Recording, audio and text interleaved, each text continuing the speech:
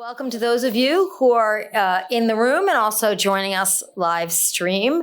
My name is Wendy Schiller. I'm a professor of political science, and I am the interim director of the Watson Institute of International and Public Affairs and the director of the Taubman Center for American Politics and Policy. Very excited. This is one of our final events. We still have a few events next week as we make our way to the launch of a school, the Thomas J. Watson Jr. School of International and Public Affairs, as some of you might have read about. So we're excited to have, to really be sort of at the end, but also launching a terrific book that's both what we call scholarly and also publicly accessible. So, which is exactly what encompasses Professor Michael Vorenberg in every way. So we are here to talk about Lincoln's Peace, the Struggle to End the American Civil War. And the book challenges the narrative of a civil war that ended neatly with an iconic surrender in April 1865.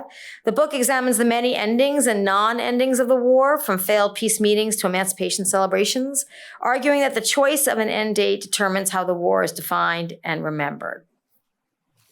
So I am going to introduce Faiz Ahmed, Professor Faiz Ahmed, who will then introduce our panelists. So Faiz Ahmed, who's the Joukowsky Family Distinguished Associate Professor of Modern Middle Eastern History. He's a historian of the late Ottoman Empire and modern Middle East, trained in law, social history, and the Arabic, Persian, and Turkish languages. Ahmed specializes in Ottoman law, constitutionalism, and diplomacy, Afghanistan and the Persianate War, and the role of international law and humanitarianism in Islamic legal history. From the Mediterranean and Indian Ocean to the Americas, he also has an abiding interest in the human interconnectivity, often obscured by modern borders, regions, and area studies.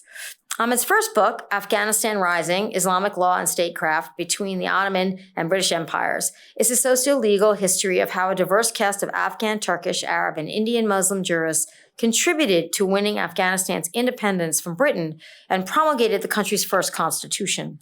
Based on archival work in 6 countries, it was awarded the American Historical Association John F. Richards Prize in 2018.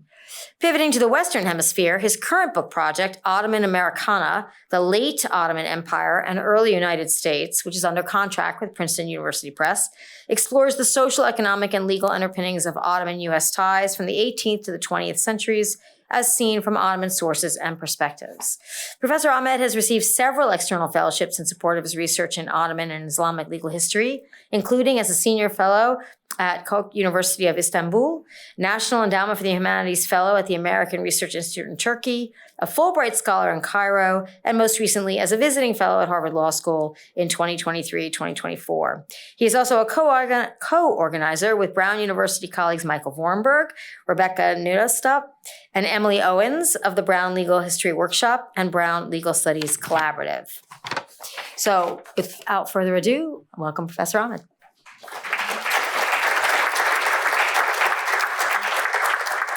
Thank you, Wendy, for that very generous introduction, and perhaps we should say congratulations on completion of your term as interim director of the Watson. Good evening and welcome to all. So when Michael Vorenberg, a distinguished scholar of the American Civil War, asked me, a Middle East historian, to introduce his book launch, one question went through my mind. And so the same question going through yours. Why? To what do I owe this immense honor? Put another way, why me? Well, thankfully, there's a 13th century folktale from the Middle East that speaks to situations like this.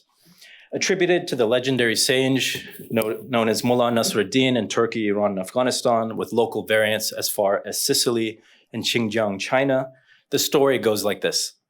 Once upon a time, Mullah Nasruddin was invited to address his town on a most honorific occasion, like this. As he stepped onto the stage, he asked the audience a simple question. How many of you know what I'm going to talk about? No one raised their hands. Nasruddin then concluded, well, if you don't know what I'm going to talk about, that means you came here for me, and I'm not that important. There's no point wasting your time, so we might as well go home. Now, 1 week passed, this response clearly would not do, so Nasruddin was invited to address the town again. And he again asked, how many of you know what I'm going to talk about? This time, all the audience members raised their hands, to which Nasruddin responded, well, if you already know what I'm going to talk about, then there's no point being redundant, so we might as well go home. One more week passed, and Nasruddin was again asked to address the town. One last time, he ascended the stage and asked, how many of you know what I'm going to talk about? This time, thinking they had outsmarted their beloved teacher, half the audience raised their hands, and the other half kept their hands down. To which the ever-sharp Nasruddin responded, those who know what I'm going to talk about shall inform those who don't know. He then wished all a good day and happily went home. Now, standing before you today with the distinct honor of opening our colleague Michael Vorenberg's book launch, I was tempted to employ the brilliant, evasive strategy of Nasruddin and leave it at that.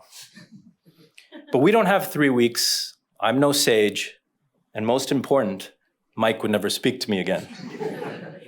So to get things started, I'd like to read from some reviews already in on Professor Vorenberg's just published book by scholars and personalities who, unlike me, are much closer to his actual field. Martha Hodes, professor of history and biographer of Abraham Lincoln, describes the book as, quote, a thoroughly surprising and beautifully written narrative. That is, quote, as timely as it is thought-provoking. Reconstruction-era historian Eric Foner writes, Vorenberg's account of the war's end has all sorts of ramifications, legal, military, and racial. It helps us understand what the war was all about and whether in some ways it is still being fought. But here's my favorite. Pulitzer Prize-winning playwright Tony Kushner has the following to say. Once in a great while, a book arrives that allows us to rediscover the strange inexhaustibility of the Civil War, its meanings, its implications, its ongoing relevance to the fate and future of the American democratic project.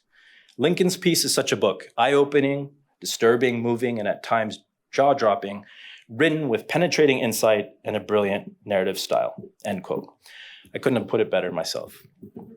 Now, we could go on with critical academic acclaim, but let me add, this book has also been the subject of popular coverage in the Wall Street Journal, the New Yorker, the Associated Press, and I'm pleased to announce the Los Angeles Times has just named Lincoln's Peace to its top 10 books to read in 2025. Why not? Now, none of these richly deserved accolades answers the question, however, of why the author requested I speak for 10 minutes, framing tonight's event and what I thought about his book. I'll aim for 3 to 4 minutes. Okay. If you ask me, Lincoln's Peace is a book about when and how modern wars end. For that reason, readers should not be surprised to find in this book poignant and incisive references to the struggles to end U.S. wars in Afghanistan, America's longest war, and in Iraq, our most unnecessary war. But contrary to what you might think, those are not the most gripping parts of Vorenberg's account for me, whether as a historian of the late Ottoman Empire and Afghanistan, or as an everyday American. Rather, what captivated me was a more steady, consistent, and incisive through line of the book that I would sum up like this. At the heart of the US Civil War and the greatest challenge of Lincoln's presidency was not the search for a generic ahistorical peace, but the struggle for a just peace. After all, is it not the combination of these two ideals, peace and justice, that necessitated and prolonged the Civil War for as long as it did? Had President Lincoln in the North simply accepted the South's desire to be a separate nation, with racialized Black slavery intact, perhaps there would have been peace for the white majority. But can anyone say that would have been just? Now, I'm no Lincoln expert. We have plenty of those in our room, two in particular. And I'm sure our speakers today will address his undeniable complexity, pragmatism, and human flaws as products of his time, which are also in the book. But it seems to me, since Mike was insistent I share my comments as a Middle East historian, it seems to me that the most courageous stance by the 16th president of the United States of America, and why we still remember him, perhaps even mourn him, was his unequivocal commitment to ending one of the root injustices and moral stains of the age, and to fight for that principle because it was the right thing. I'm no antebellum US expert. Again, we have at least two in our room. But it seems to me that slavery was a pretty divisive issue. It would seem to me, therefore, that like his predecessors, Lincoln could have opted to avoid controversy, or a term we hear sometimes, divisive issues, in order to appease slave owners while brushing the cries and bodies of the enslaved under the rug, and thereby maintain the peace, again for the white majority. But what kind of peace are we talking about with the injustice of slavery carrying on business as usual? By extension, is it not the need to intertwine these two ideals, peace with justice, that has made a lasting political resolution we all desire to see between Palestinians and Israelis so elusive? Or between Ukraine and Russia, for that matter? What are the structural inequalities, the root injustices that underlie those painful conflicts and produce the cycles of violence we all seek to end? What are the underlying injustices, inequalities, or impunity that stand in the way of a just peace there? Now, to put everyone at ease, we are not here tonight to resolve those questions, that is to say, with regard to Gaza, Palestine and Israel more broadly, or Ukraine and Russia. You can exhale. You can take it. Rather, we are here to learn from two eminent historians about how the American Civil War actually came to an end. Or did it? It is now an absolute privilege to introduce our esteemed speakers who will be addressing you tonight. Here's the plan. In a bit of a dance, I'll first introduce the author of this remarkable book, who will proceed to offer some comments of his own. After Professor Vorenberg's comments, I'll introduce our guest discussant, who we are very honored to welcome all the way from Colorado, Professor Susan Schulten. Professors Vorenberg and Schulten will then engage in conversation about Lincoln's piece for about 30 to 40 minutes. We will then open for Q&A for the last 20 minutes of the event, which lasts until 6 p.m. Okay, I think I have 1 minute left. Michael Vorenberg teaches in the Department of History here at Brown, where he also serves as current director of graduate advising. As a specialist in 19th century US and American legal and constitutional history, he earned his PhD from Harvard, which awarded him the Harold Gross Prize for Best Dissertation in History. Dr. Vorenberg's first book, Final Freedom, The Civil War, the Abolition of Slavery, and the 13th Amendment, published by Cambridge University Press, was a finalist for the Lincoln Book Prize and a basis for the screenplay of Steven Spielberg's 2012 film, Lincoln. Now, I remember at the time he was an associate professor in our department. I had actually just met him. So it is with profound joy, but not surprise, that I can share Mike has been promoted to full professor starting July 1st, 2025.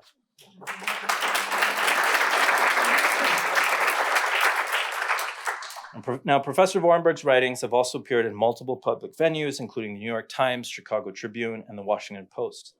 As important, he's held numerous service roles on our own campus. Many of you know Mike in this regard, in and outside the history department, but most relevant of all, I think you'll agree, was his membership on Brown University's historic steering committee on slavery and justice.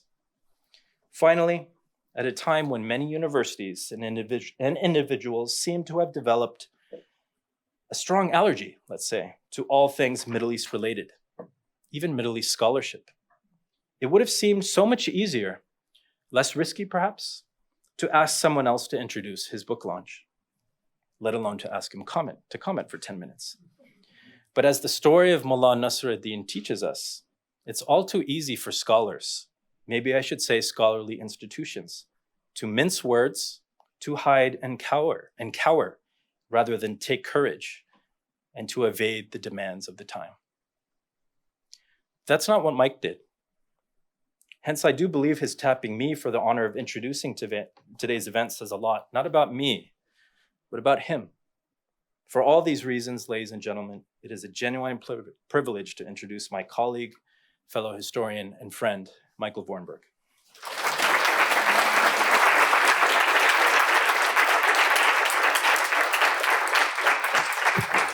I think the proper line then is, you can all go home, right? Is that? I already used that. Yes, I know. I'm really deeply moved, Faze, and there are many reasons why S phase, and yes, his being an expert in Middle East history is only one of them, though.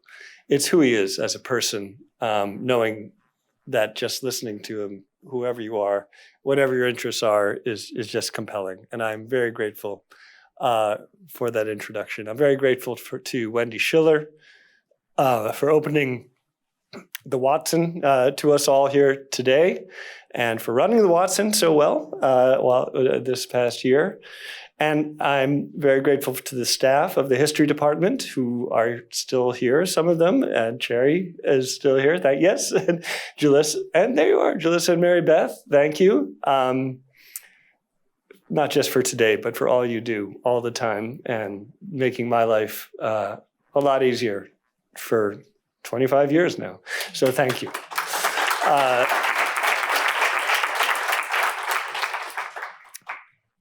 Thank you all for coming. It's a beautiful day outside, and so I do want to say, like, what the hell are you doing in here? But I appreciate it. I'm very grateful for the air conditioning in this building, which I never thought I'd be saying on this day. I am going to say just a few words of overview about the book, because the real core of today, I want to be a discussion with Susan Schulten, who is just a fantastic historian, who I want to hear from as much as you might want to hear from me. And so I'm going to do a very quick kind of overview, not a standard book talk at all. The cover of the book is taken from a painting. The painting is called The Peacemakers, and the painting was made in 1868. And the painting depicts an actual scene. The date is there, March 28th, 1865, when Lincoln left Washington, D.C., traveled to the front lines of the Union Army, and there he met with the top brass, if you will. Don't worry about who's in there, but you may recognize William Sherman and Ulysses Grant. The other guy with the beard, that's an admiral, David Dixon Porter. This was the longest Lincoln would ever leave the White House.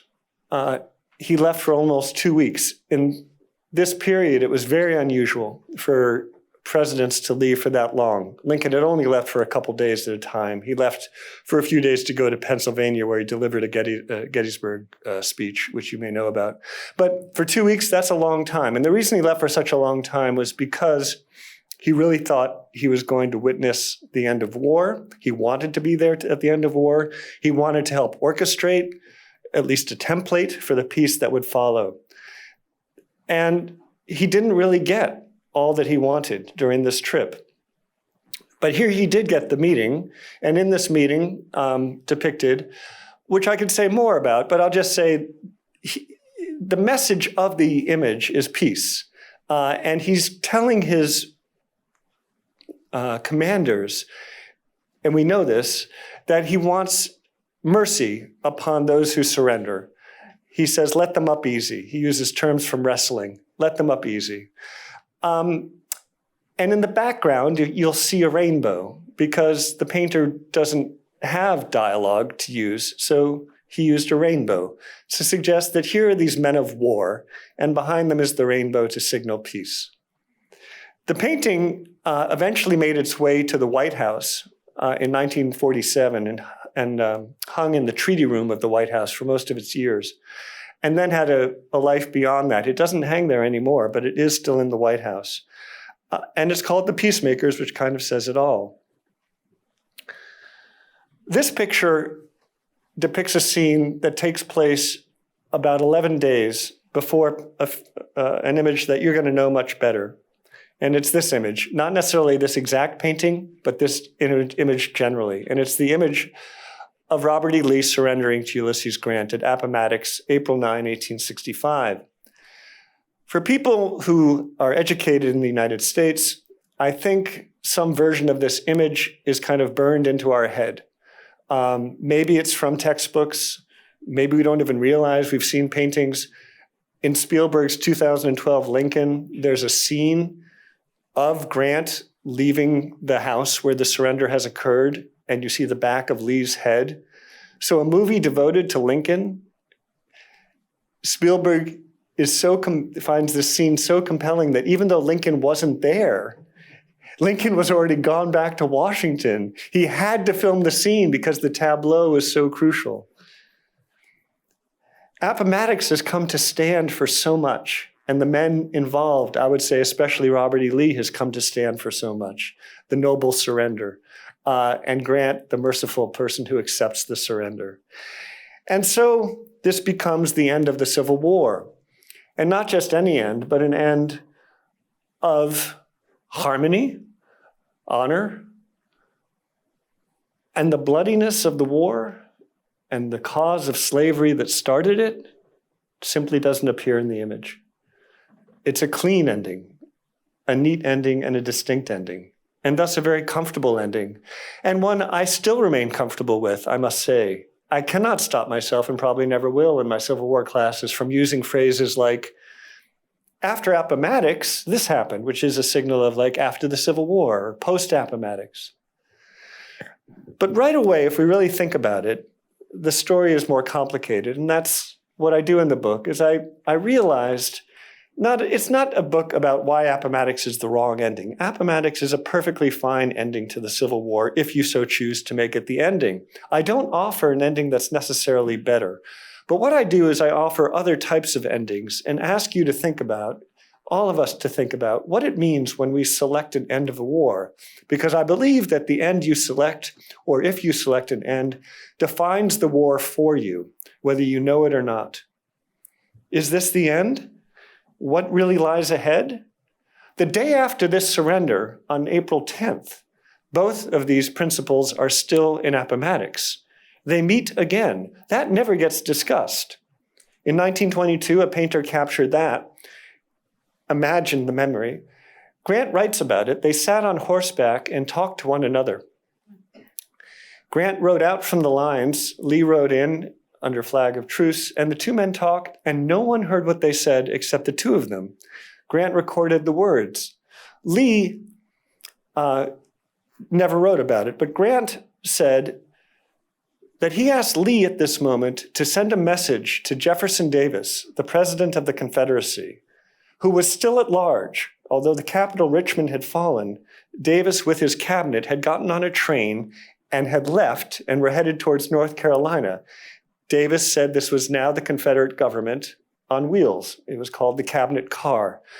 And so he's at large, and Grant asks Lee to send a message, get a message to him so he would surrender the whole Confederacy, because Grant understood that civilian authorities need to surrender for a real surrender to take place. And if the Confederacy as a political organization has to fall, it has to be Davis. Lee, in response, says no, he won't do it. He won't send the message. Why? Because he is Lee's inferior, and it's not his place, it's not a gentleman's role to tell his superior what to do. Of course, the real reason is that Lee knows that Davis will never surrender, and Davis never did surrender. Even after being captured on May 10th, imprisoned, he refused to acknowledge the defeat of the Confederacy. So Lee refuses. And in that refusal, we have a story then of something going on that isn't quite peace.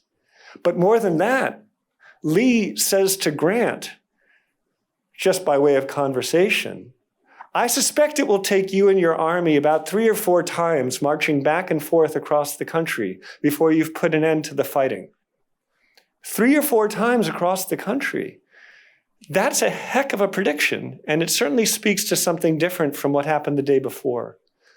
And in many ways, it's an accurate prediction, because what lay ahead for the US Army was, especially in the West, but certainly in the South as well, a series of insurgencies, of massacres of African Americans by white paramilitary groups that had to be dealt with by military force.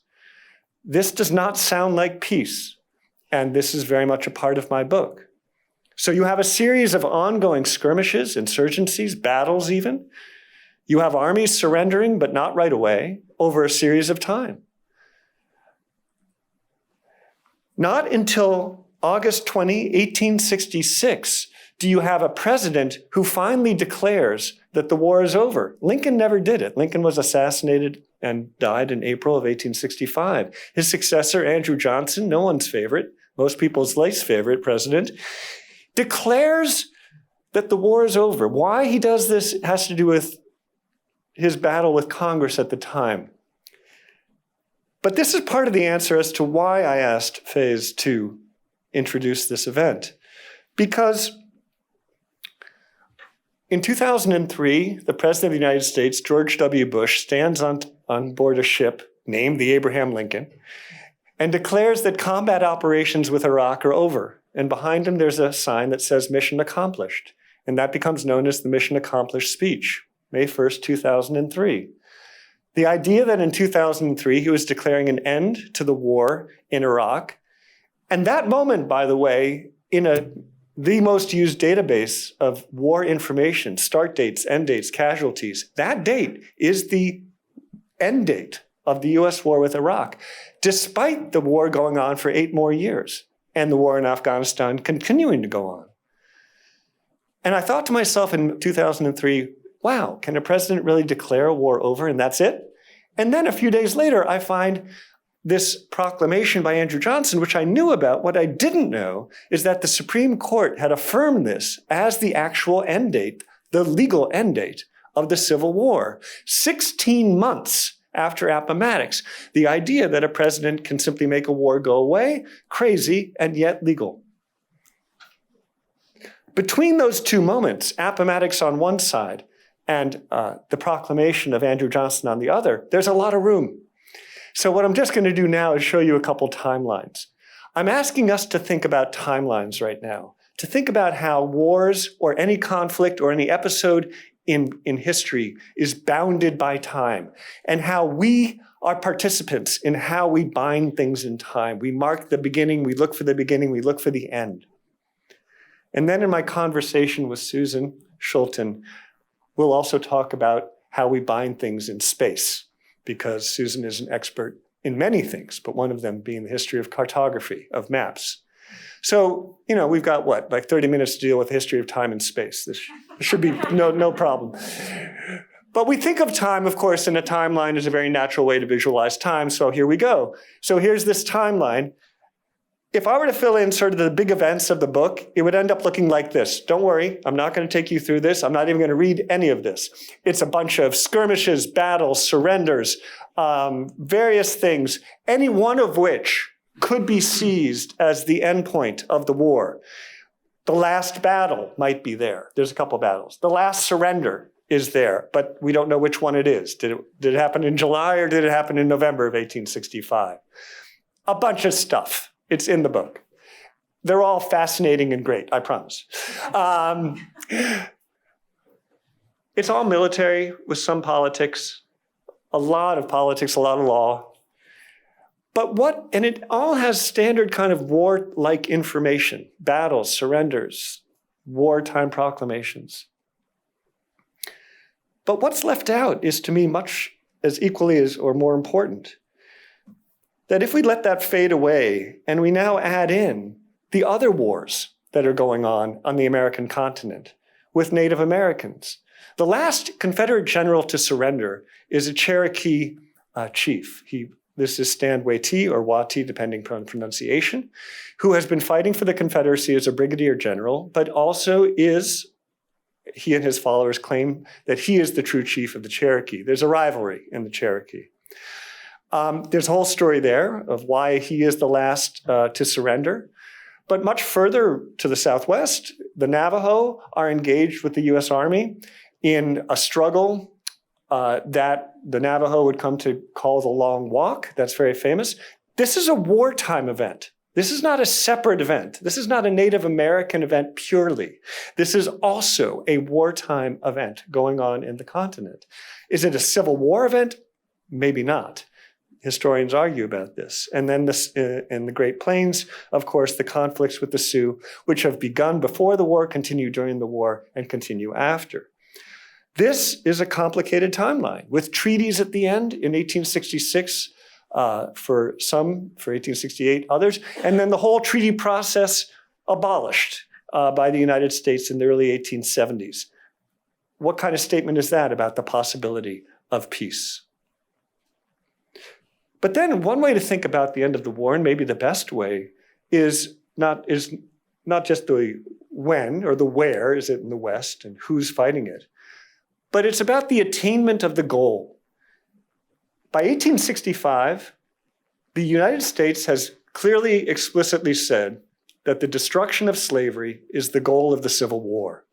Maybe the war didn't begin with people proclaiming that. In fact, many people disclaimed it. W. Du Bois has a wonderful sentence about all the protestations at the beginning of the war of people saying, this is not about slavery, not about slavery. We're not gonna, and of course, the enslaved people themselves know, of course, it's about slavery, and it is about slavery. And in Lincoln's second inaugural in early March, he makes no, he does not hide the fact when he says, all knew that somehow slavery was the cause of the war.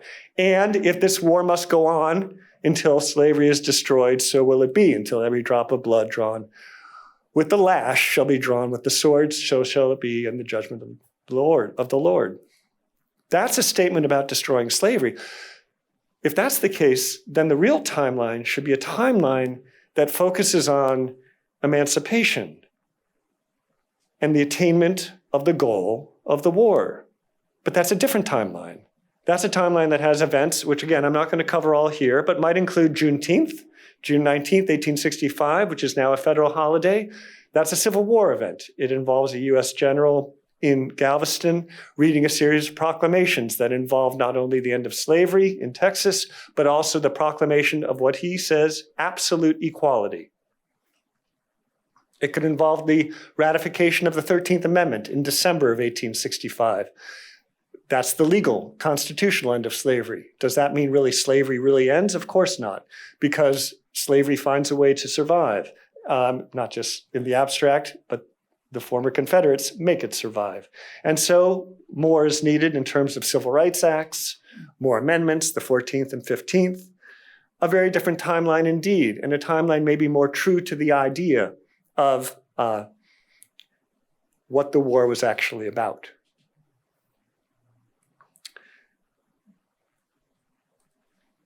So I've tried to lay out timelines, but embedded in those timelines, in something as mundane as dates, are big issues, obviously, and ethical questions for us to think about for any war.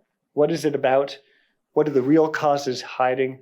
How do we mark it in any way, on a map, on a timeline?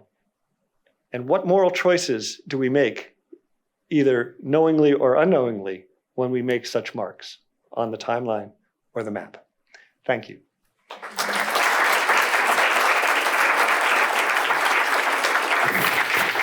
So even though Mike is sitting down now, this is just the beginning of hearing from him.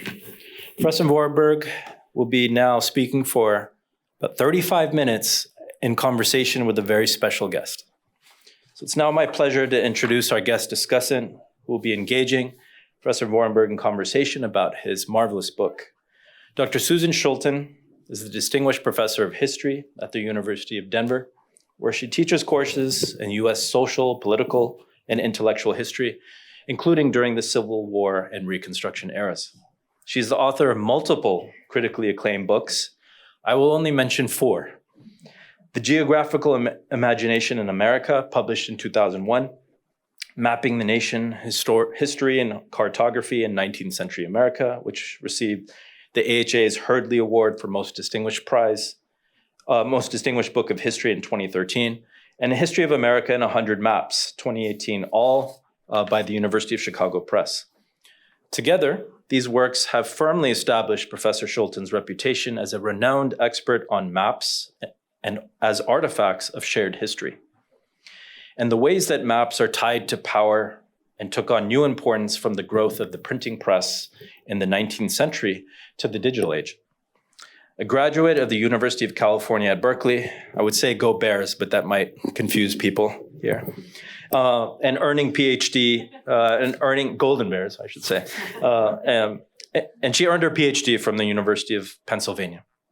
Dr. Schulten is a recipient of multiple prestigious fellowships, including the Guggenheim Foundation and the National Endowment for the Humanities. May it long live, especially the next 4 years. Sorry, I know we're here to celebrate, but finally, Schulten's most recent book is Emma Willard, Maps of History 2022, where she explores the pioneering work of a feminist educator born in 1787, New England, and whose innovative maps of the time laid the groundwork for the charts, graphics of today. Now, some of you may know Professor Schulten indirectly, for she serves as history editor for the popular history podcast Lost Highways. As for the US historians in the room in particular, you will likely also recall that from 2010 to 2015, Professor Schulten contributed a series of 19 original articles for a major New York Times series commemorating the 150th anniversary of the American Civil War, including, I think most memorably, a powerful critique of how slavery was mapped and visualized in 1860, but without actual enslaved people. Finally, on a day of much well-deserved celebration, I am delighted to share she was recently selected to serve as the official state historian for Colorado for 2025 to 2026. So a very warm welcome to Professor Susan Schulten, again, who will be in conversation with Professor Vorenberg.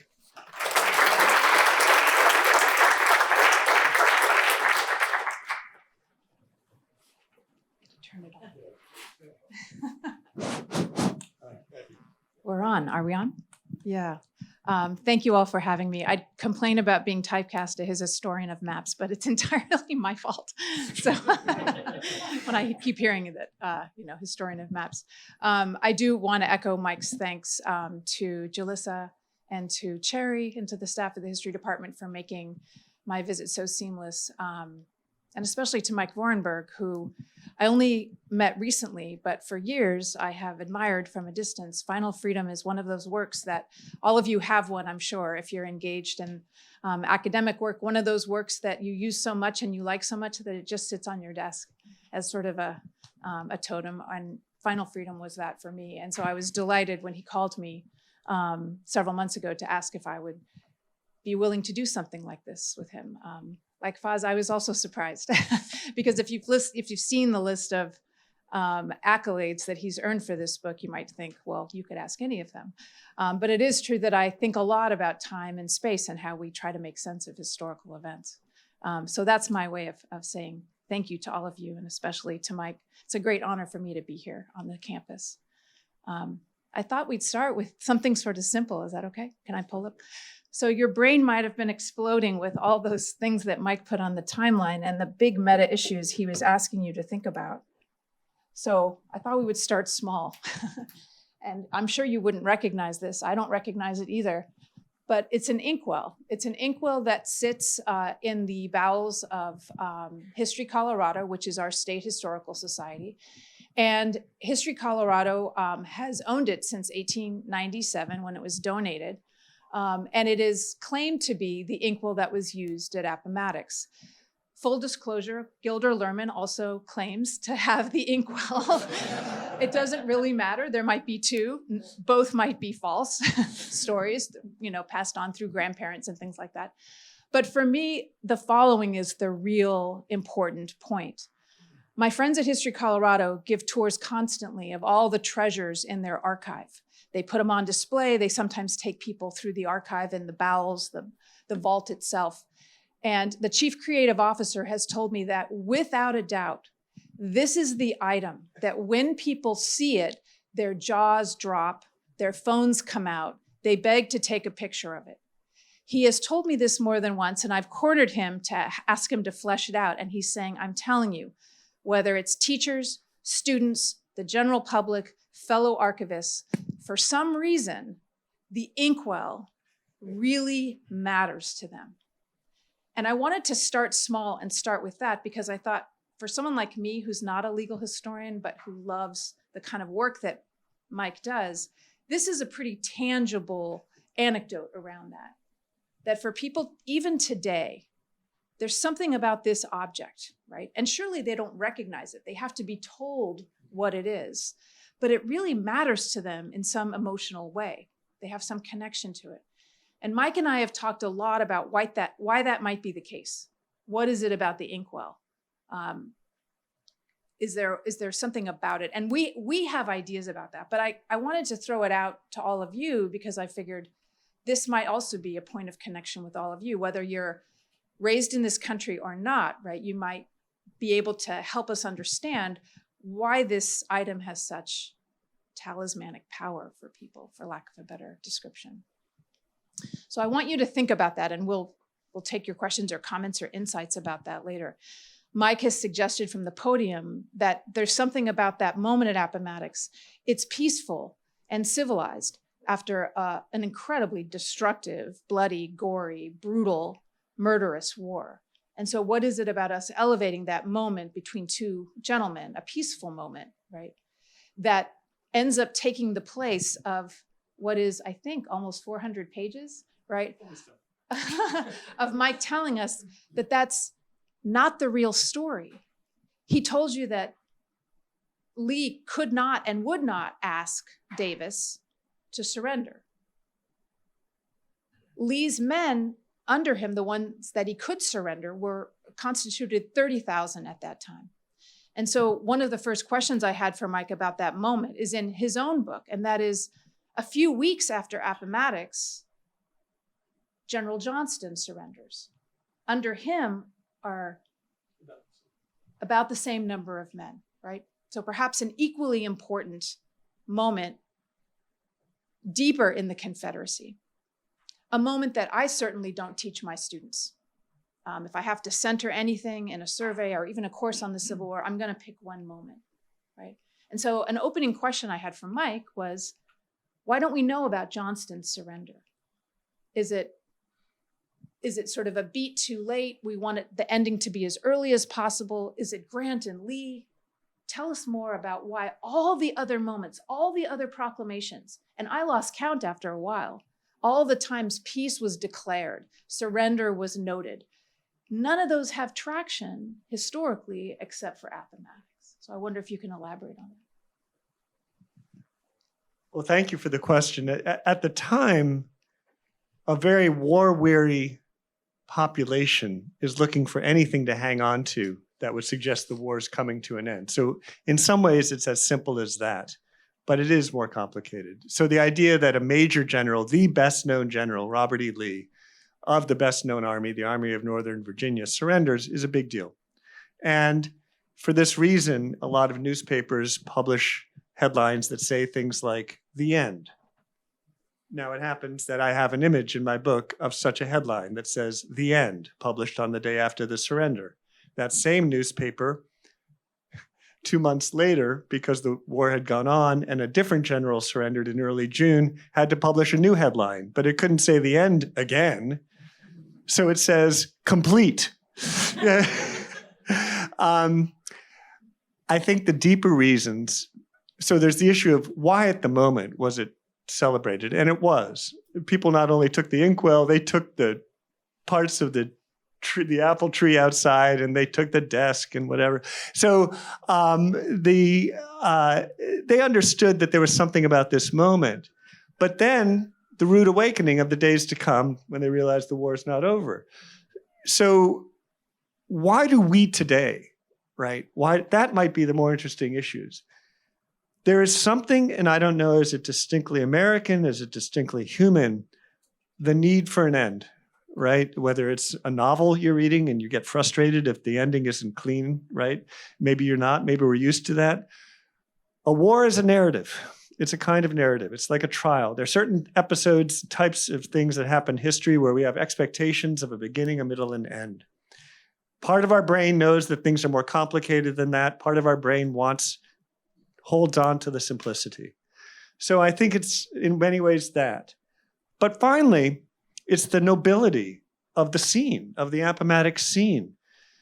For all that we know of how ignoble all of this was, the war, the pro-slavery republic determined to keep slavery alive that was willing to fight and have all these people die for it, the idea of a noble-looking guy in Robert E. Lee is still hard to put aside. It was very hard for Northerners to put that aside.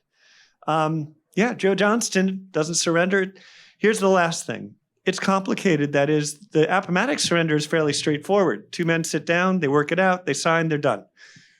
The surrender in North Carolina by Joe Johnston takes 2 tries. The first one is overturned by the US government. I can say more about that in the question if you want to know why. So they have to go and do it again. It's complicated because the terror on the lines is huge. Why? Because Abraham Lincoln has been assassinated. When Sherman goes to meet Johnston to accept the surrender, Sherman has to tell his officers, keep watch of these men, the Union troops, because they just learned that Lincoln got shot. They all assume it was a Confederate plot, and Sherman's worried that these men are going to go into the countryside and start taking out reprisals and killing civilians. That doesn't sound like peace to me. And that's complicated. And so Appomattox is more simple. Oh, that's good. And I think that others might have ideas about that as well. One thing Mike and I have talked about is that many of us are in the business of complicating the past, but we also have to cope, right? Whether it's with our students or our own brains or, needing to get a full night's sleep, you need to have some kind of order. And that's what chronology can do for you, right? In the same way a map can sort of delimit things. And not to get too meta, but I will never forget something one of my graduate teachers told me in a seminar on the Civil War and Reconstruction. She essentially said, it's immoral to teach the American Civil War and end the syllabus in 1865. And it sort of took me, this would have been in the early 90s, because I'm pretty old, but it took me off guard a little bit. I had to think about it for a minute. And her point, many of you are nodding in the audience, is that if that is the end of the story, that is an illusory end of the story. And I can't help thinking that Mike is really getting at something much deeper and more meta about the way we narrate our own past. He talked about the various moments in 1865 that are declared to be a surrender date. Andrew Johnson's declaration in 1866. Some would say, like Greg Downs, 1871, right? Some would say the collapse of Reconstruction in 1877, the advent of Jim Crow in subsequent decades. But that to end in that moment of declared peace really elides the bigger issue, which is the real part that my brain is trying to understand with Mike's work. And that is, if this is a war that eventually becomes about destroying slavery, what does it mean to say that the end of the war doesn't actually destroy slavery? And that's something that it's really hard to wrap your head around. And it's why the hardest lesson when I teach my students in the Civil War, the hardest thing for all of us, and I include myself, to assimilate is that the reasons that the war started are not necessarily the reasons that the war ended. And to say that this is a war that ended slavery is not to say that it was a war begun to end slavery, because Lincoln evolves and the war evolves. African Americans might have known from the get-go, as you say, what it was really about.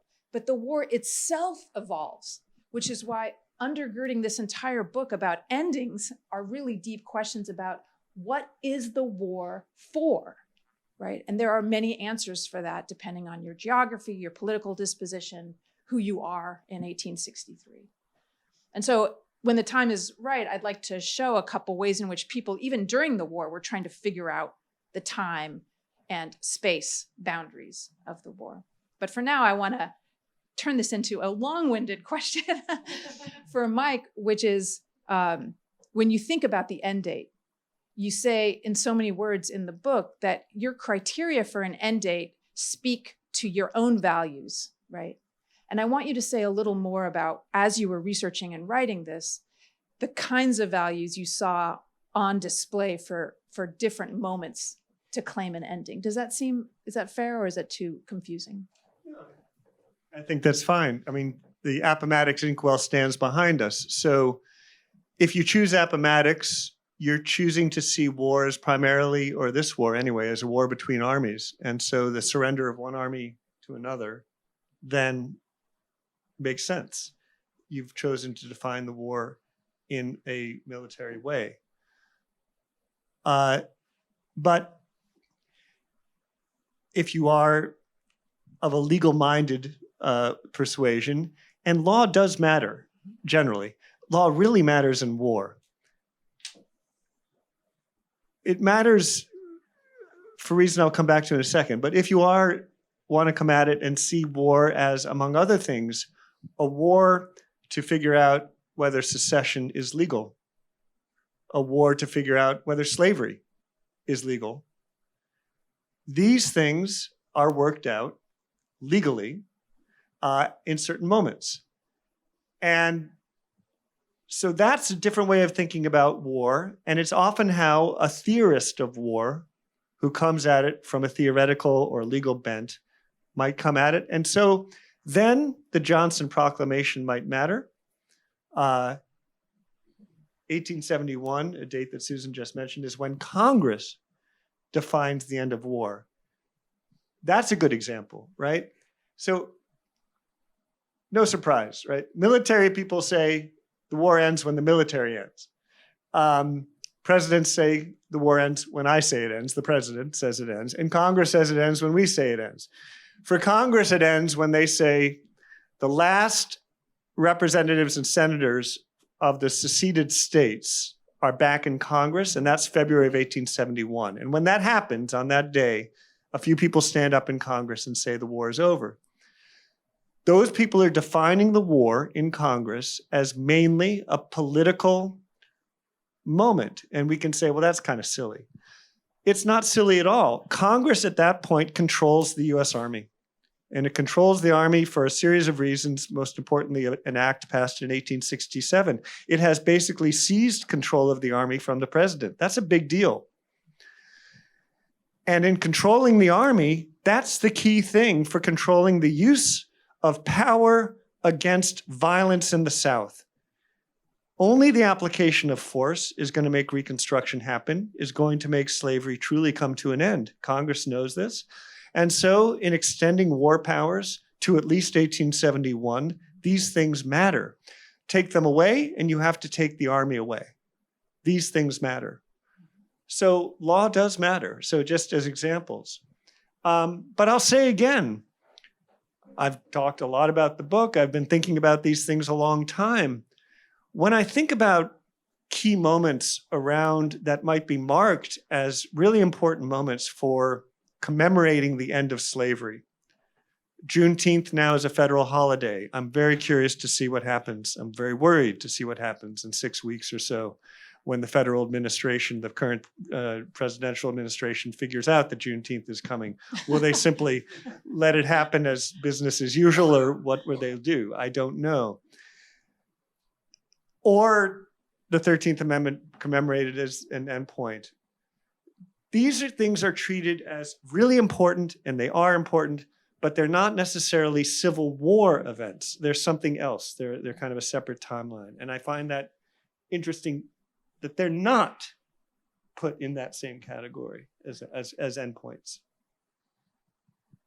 There's a through line in the book, a quote from Richard Henry Dana, who some of you know had a famous speech, 65? Yep. Which has come to be known as the grasp of war speech. And Dana's point was simply, the victor gets to hold the vanquished in the grasp of his hand until he gets what he wants, right? It's a very different position than Lincoln's let him up easy. And it becomes a bit of a rallying cry for some people in Congress who are trying to determine what will Reconstruction demand, if anything. There's another quote that I had never heard from Dana, but which Mike uses throughout the book, and I found it very powerful, and I'm going to get it right. I'm going to read it. Dana observes, "Peace cannot be made. It has to come." And you repeat it in different ways. It surfaces in different ways throughout the book. I wonder if you could just say, just for a minute, why that was so powerful to you. Richard Henry Dana probably appears more than anyone else in the book. This isn't a book centered on any one person. A lot of people think it's a Lincoln book, which is fair. Lincoln's in the title, he's on the cover, but I hate to say it, he dies about 80 pages in. I don't think this should surprise you, but it always surprises people. Yeah, he does die. Dana doesn't. So April 9, Lee surrenders, and the news goes out, and there's celebrations across the North and in the big cities, including Boston, where Dana lives. And Dana, who's a very esteemed international lawyer from a big famous family, he comes and gives a speech. Everyone gives these speeches like, hurrah, hurrah for the Union, the war is over, we congratulate Grant. Dana stands up and gives this speech, and he says, basically, what are you all celebrating? Yeah. Peace was not made yesterday. Peace was not made. Peace has to come. He realizes that this is just one part of a much longer process. And later in the summer, he'll give his grasp of war speech. You hold the enemy in a grasp of war, and then until you get security. And security can look in different ways. For him, security meant black suffrage, among other things.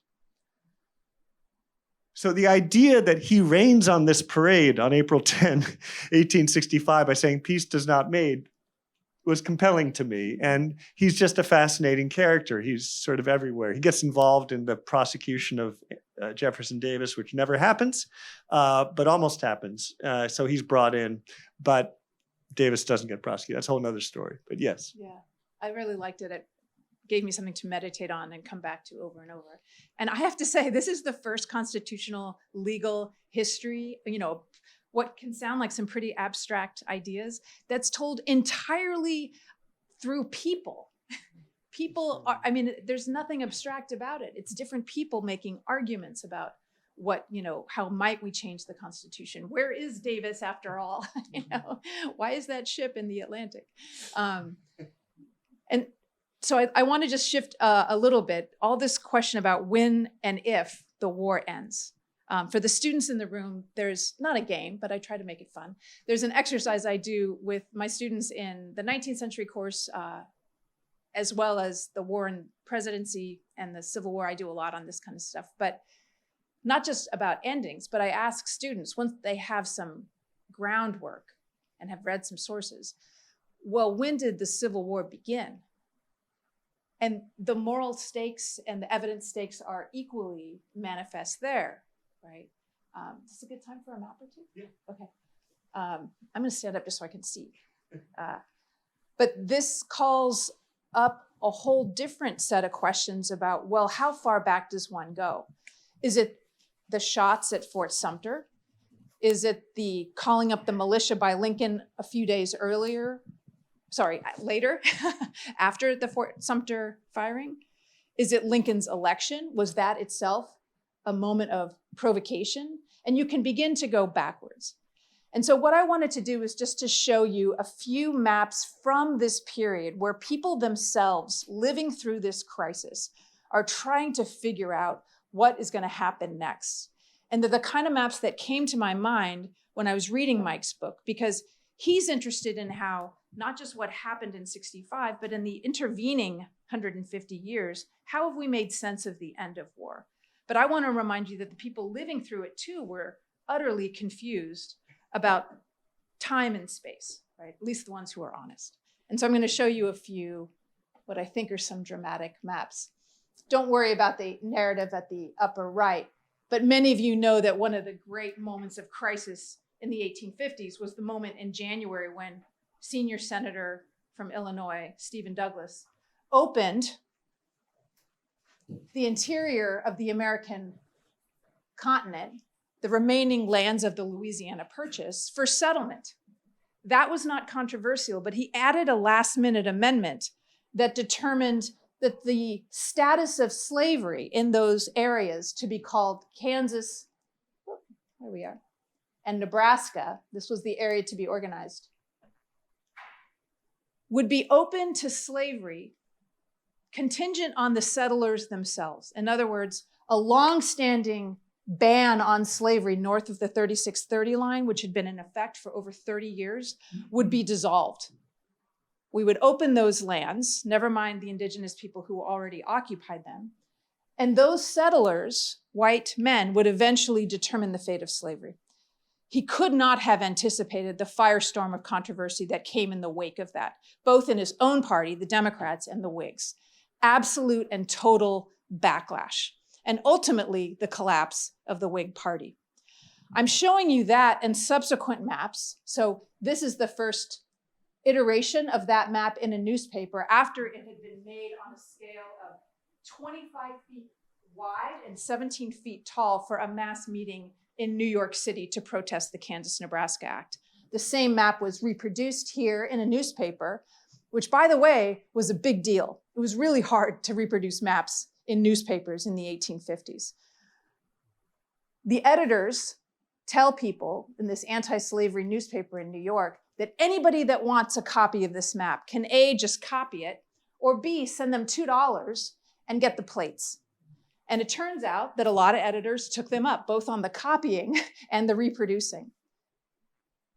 You can see this is a sort of different amateur effort, but the exact same thing. All across the northern states, you see this map get replicated, where what becomes the anti-slavery constituency that will eventually be the Republican Party is trying to convey to people in the spring of 1854 just how enormous the stakes are around slavery in the West, right? And that's part of what I want to get across to you, that in the 1850s, Northern whites who are predisposed against slavery are not really worried about slavery in the South. Those are abolitionists for sure. That's a small constituency. But the way in which anti-slavery became mainstream was people concerned about the future of slavery in the West. The West was the key, right? It's the future of the country. If slavery goes there, what is left in terms of opportunity for white men, right? And so that's the way the Republican Party gets on its feet, develops a constituency, and runs its first candidate for president, John Fremont. I'm showing you these two just because they're more examples of all the different ways this map showed up in 1856, first Republican candidacy. This is a massive map in the American Antiquarian Society. It's about this tall from my feet here, and you can figure out as wide. But then you also see them posted up in parlors, in public halls, in clubs, in saloons. This becomes a map that's almost a meme, right? Over and over you see, and you can see how crude it is, right? You can see that it's very amateur looking, it's exaggerated, right? But the whole point is to communicate across class lines and language lines. And the message is the West is under threat. And this institution of slavery has the potential to become a national institution. That's the entire plank and platform of the Republican Party in 1856.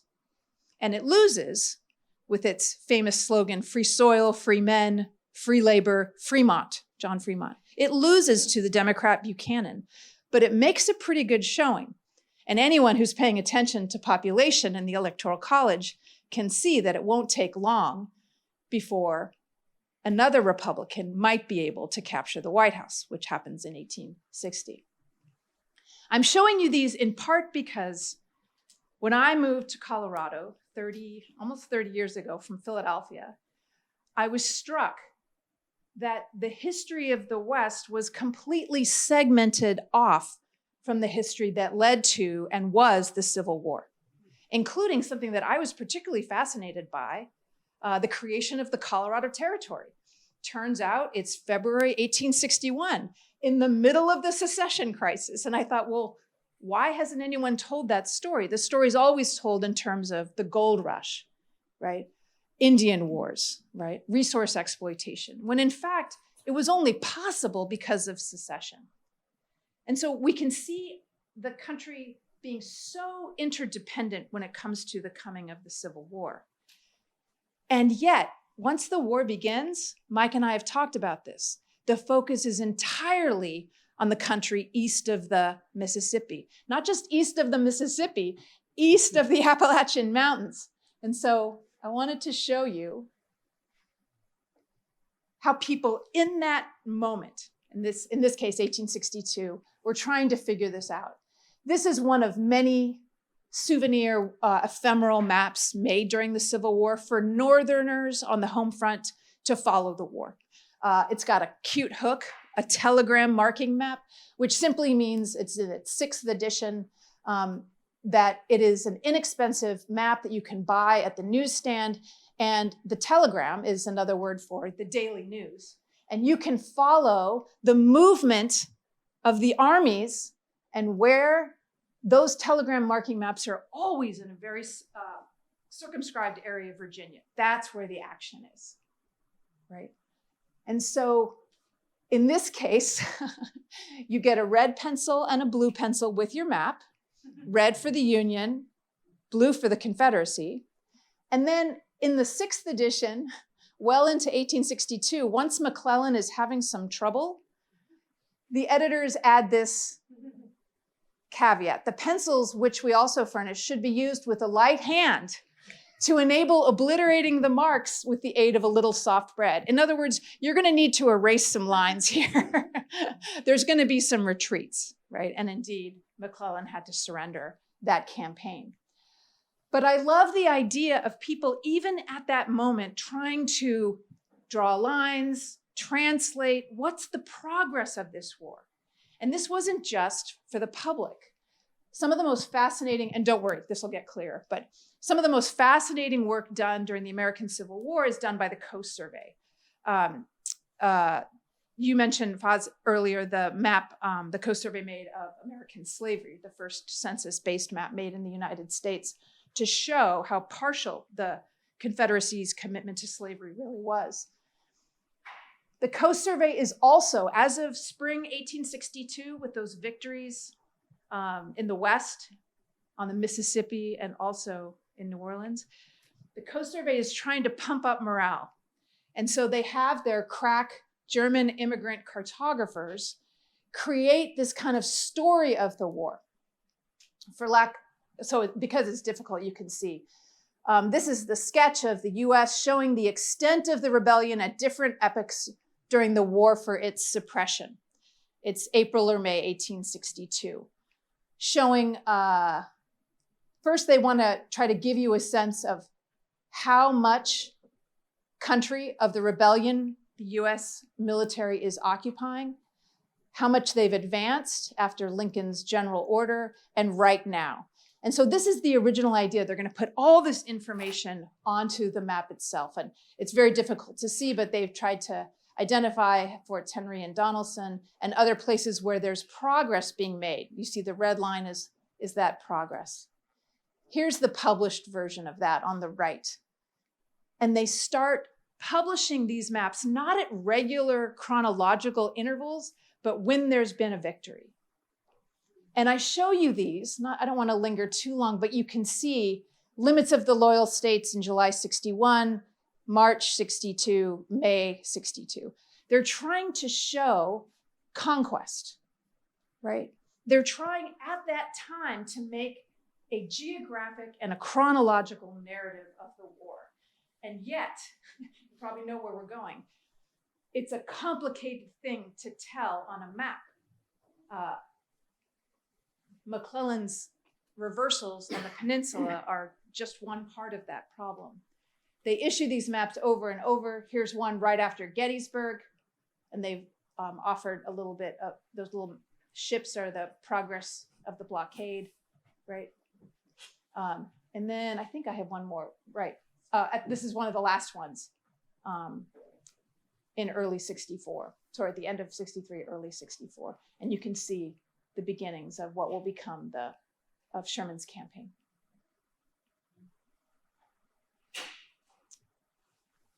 There we go.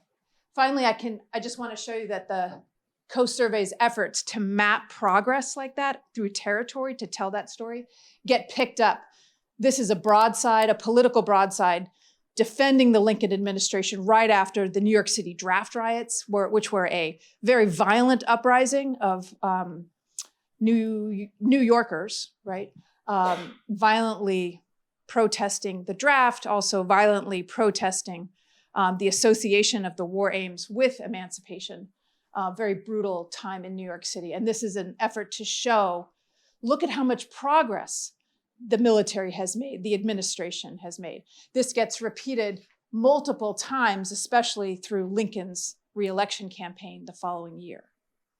And so this effort to try to tell a cartographic story of time and place spreads, right? It spreads so much that, I won't linger on that it becomes part of the US Army's official history of the Civil War.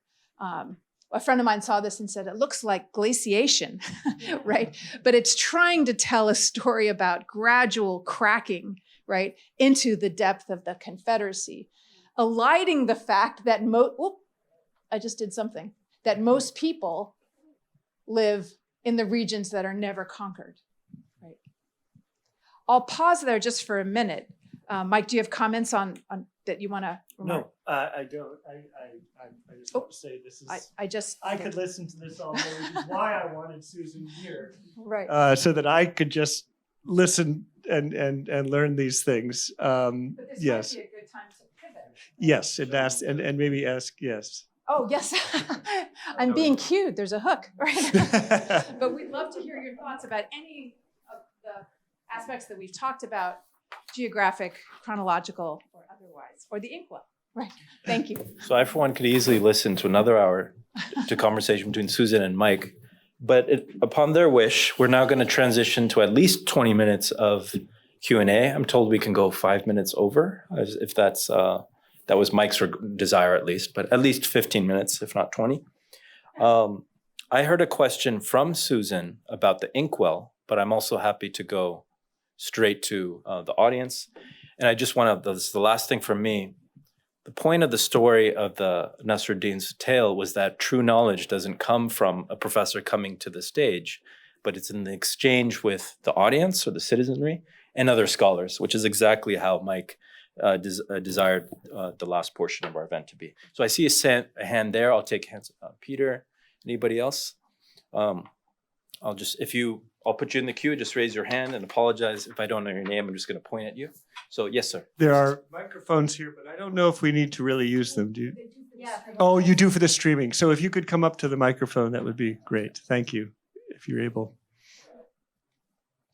I was inclined to come up to the microphone, but I guess I can bend down a little.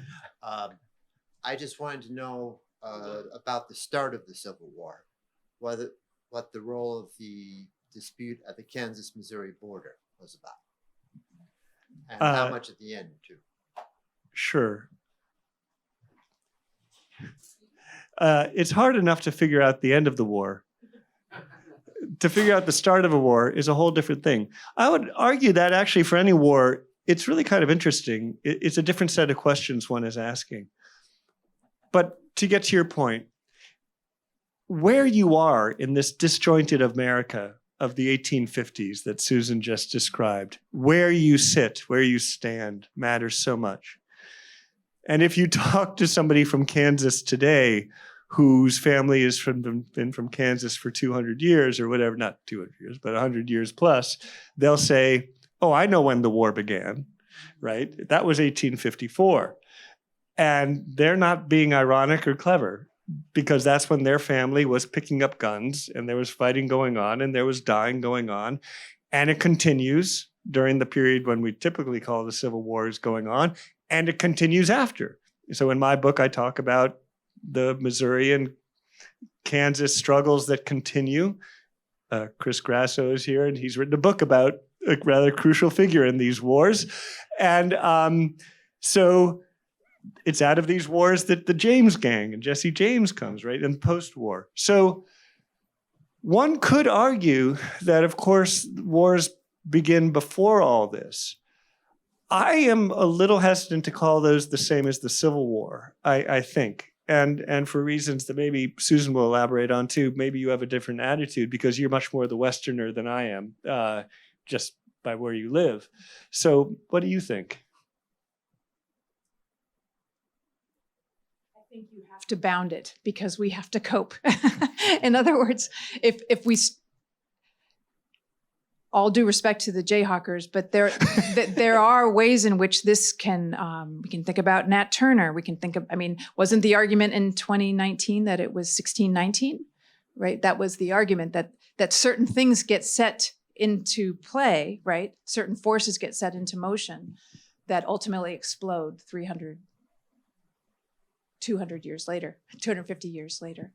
But it goes to something that is a deeper meta, and I'll just put it to the audience. It's a rhetorical question, but how does one make sense of a civil war? I know it sounds like a superficial question, but when you really start to ask, well, when does this war between Americans begin and end? You've talked about this being the ultimate thorny question, right? It's not an easy thing. It's not an easy thing to define, right? Because the war is never declared, right? And so that, I think that's, to me, one of the most rewarding through lines of your book is trying to answer what is in some ways an impossible question. Made especially impossible by the fact that it's a civil war. What's a civil war? That depends on what civil war we're talking about. The Civil War was declared an insurrection by the Abraham Lincoln administration, and that's very important, that it's not a war between nations. But then in 1863, for reasons that I won't go into, they need it to be actually a regular war in order to do some of the things they want to do, like blockade the ports, do prisoner exchanges that one wants to do in war. So they have to fudge the law a little bit, which is what they do. And Lincoln at Gettysburg says what? We are engaged in a great war. And so this idea of saying, he's acknowledging this is a little bit more than just a little tussle among family. And so, yeah, civil wars especially are very tough to bound, whether by time or place, I would argue, wherever that civil war occurs. Peter? Before your book came out, there was nothing new to say about the American Civil War. And obviously I'm wrong. And so my question is two-part question. One is, why do you think your book has not been written before, given just the sheer richness of the literature? And what was your aha moment where you realized that blind spot is there and you want to attack it? That is a great question. Why has no one written my book? There's all sorts of silly answers to give about, no one would be so stupid to write such a book.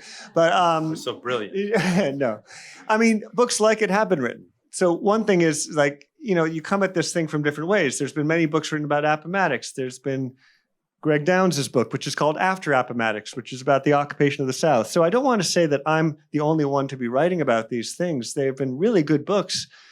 Some of my work synthesizes recent work. It's not all brilliant new research. In fact, it's not right. A lot of it is using other people's brilliant new research.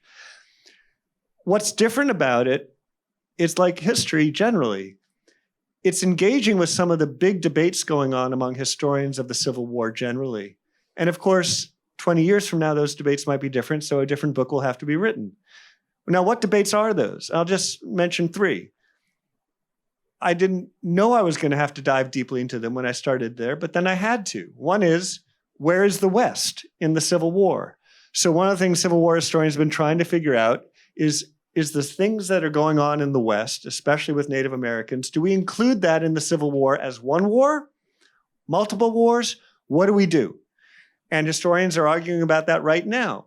And that, if you're writing a book about the end of the war, turns out that matters a great deal. Because if you include the West, then you have to start thinking about, well, when were those wars over?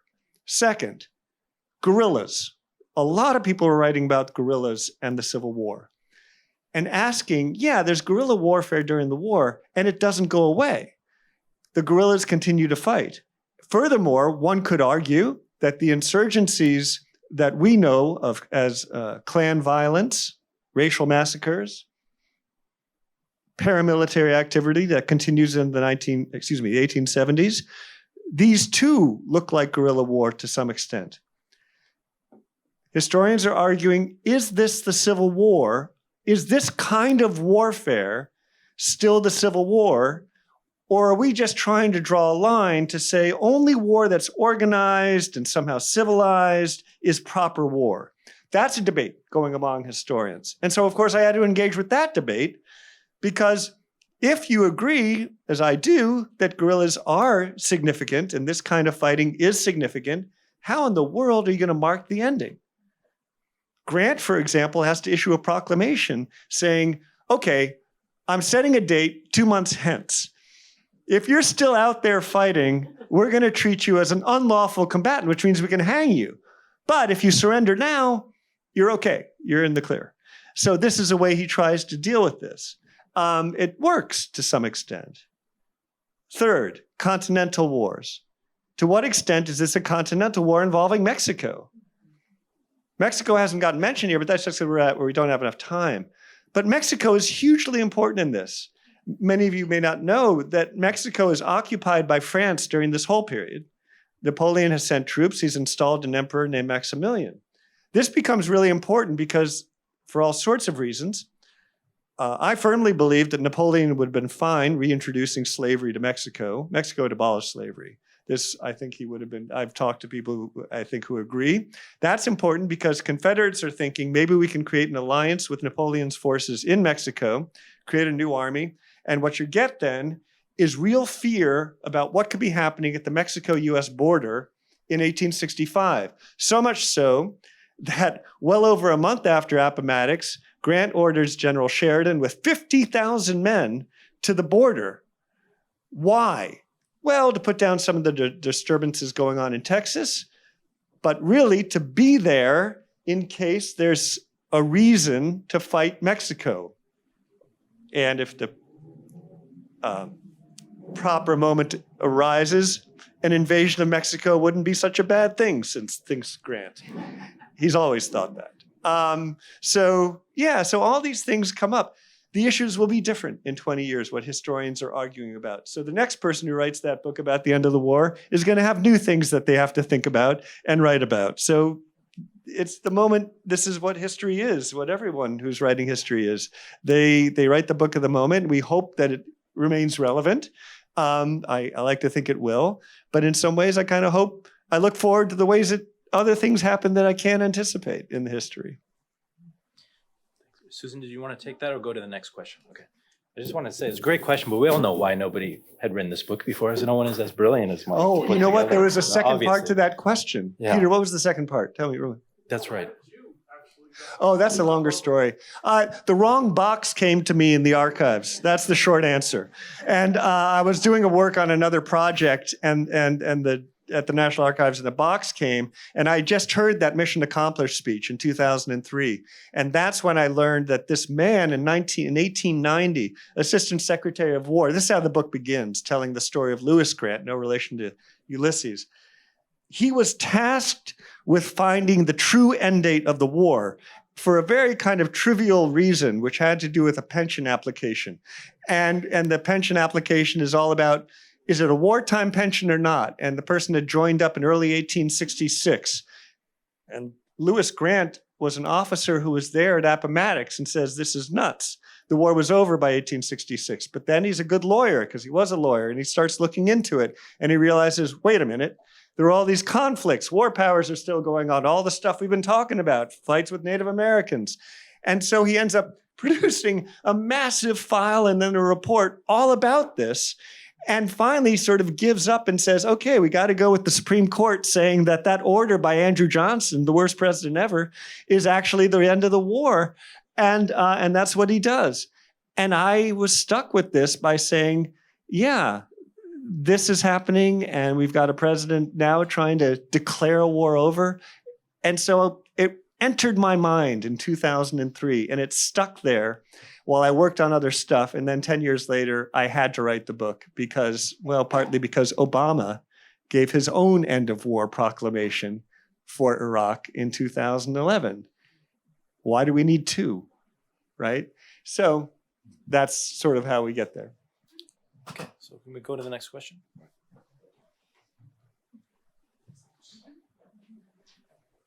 Thank you, Professor, for this wonderful talk. I think James Speed, the Attorney General under Lincoln, once famously wrote that peace is a natural condition of society and war is abnormal.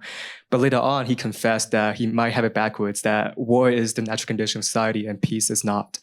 So I guess nowadays we heard about this rhetoric of like, we are in a state of war. We have words like invasion, enemies all the time. But different from the 19th century, I guess nowadays, how do we know exactly that we are in a state of war?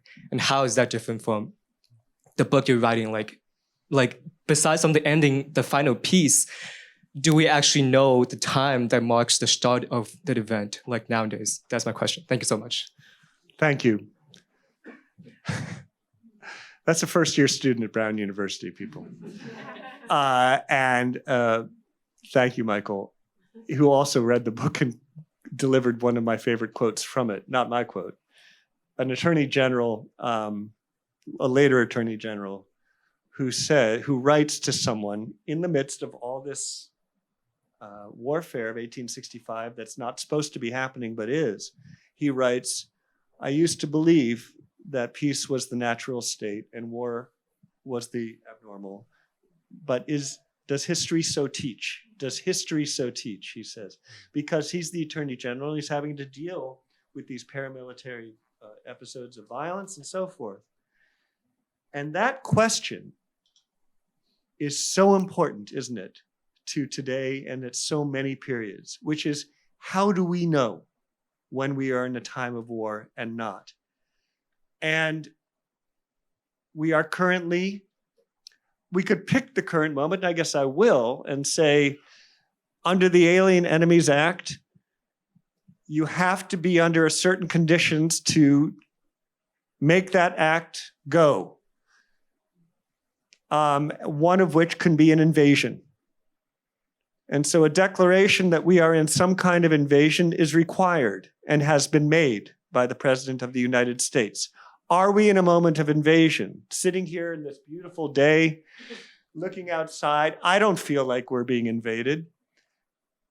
But we are in a state of invasion, I guess, by some definitions. There are so many moments in history before this moment where we could find similar situations. Are we in a state of war? Are we not? I'll just mention very quickly, we are now at this moment, the 50th anniversary of the US withdrawal of the Vietnam from Saigon, from South Vietnam. And there's been some press about this. And actually Susan, well, that may be for a different, Susan sent me a disturbing article yesterday in the Times that the administration has basically stopped Americans who want to go to Vietnam and take part of some of the regular reconciliatory talks and commemorations that go on. If US veterans from Vietnam US veterans from the Vietnam War to go to Vietnam, they're on their own. They can go on their own, but they get no protection from the State Department. And no participation from the State Department or from the government in this. That's telling, right? Now, I mentioned Vietnam because I'm a child, I guess, of the 60s and 70s, mostly the 70s. I'm not that old. No, I'm kind of old. So when is the end of Vietnam, right? So for me, it's an image. It's not a map. It's not a timeline. It's a picture. It's a helicopter taking off of a place, right? I think it's the embassy. It's not the embassy, as it turns out. Were we in a state of war then? Well, actually, no. Not really, because 2 years earlier is when the Paris Peace Accords were signed. So what do we do with that moment where clearly US troops are there, clearly it looks like war, and it's in my head as the end. So these questions I cannot answer, and they are perfect examples where the questions matter more than the answer. It is more important that we think about the question and ponder about them and not necessarily come up with a clear, flat answer, I think. And this is a perfect question of that sort. So officially we're out of time, but Mike asked me if we could go 5 minutes over. And Well, we don't do this every day. So And there's of food- course the event is food and officially drink too, over. yes, yeah. There's a reception to follow immediately after this. Do you want to take one more question or have one final comment, any more Susan? questions? Maybe final word from Susan and then you, because I'm not seeing any questions, and then we can move to the reception. We have one from Holly, our colleague Holly Case.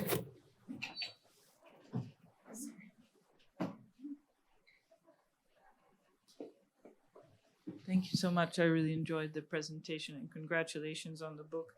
My question is on, I mean, you've mentioned some of the areas of contemporary resonance, but this is and I know that the contemporary resonance when you started writing the book is different from the contemporary resonance now. But I wonder what are the things that you consider especially resonant now in some perhaps surprising or not so surprising ways? I mentioned, so the question is things I consider relevant. I've already mentioned issues around executive orders and are we in an invasion state of war? This is actually kind of Trump is not the first president by a long shot to do this kind of thing of declaring invasions. But let me talk about Ukraine for a second, just because it does enter the epilogue of my book. The invasion of Ukraine took place by Russia just a few months before I finished the draft and sent it off, I think. I can't quite replace it. But what I said in the book is this, not so much about the invasion, but the headlines in the US at least about the invasion. And within days, I started seeing headlines that said, "How does this war end?" And I'm writing this book about how the war ends, and I'm thinking, it's interesting, right, that a war arguably has just begun, although I think most, Holly, you would know better than I, that this is hardly the beginning, right, if we want to call it a war between Ukraine and Russia. But if we say that some kind of beginning of invasion, that right away what people want to know is, when is the end? Embedded in the question of not when or what does the end look like? What will the end look like? Foreign policy magazines, they start coming out with all sorts of forum and articles. What will the end of the war in Ukraine look like? And that's all reasonable question. And here we are in the Watson Institute of International Affairs. It's the kind of thing that should be discussed and debated, absolutely. But embedded in that question are two things. One, the notion that there will be an end. There will be a moment that we can identify and call an ending. And I question that assumption. And second, the yearning embedded in the question, the yearning for an end that's right there from the beginning. And the two are absolutely enmeshed, the yearning and the expectation for an endpoint. They are absolutely wrapped up in a people that would rather not be at war and rather not have war, acknowledge that wars must exist, and can have to get through the day somehow in their minute-to-minute existence in the midst of this. How? By assuming that there will come an end. Speaking of the end, Susan, do you want to have a final word? Okay. Speaking of the end, this is the end, complete. Thank you, everyone, and please join us for the reception outside.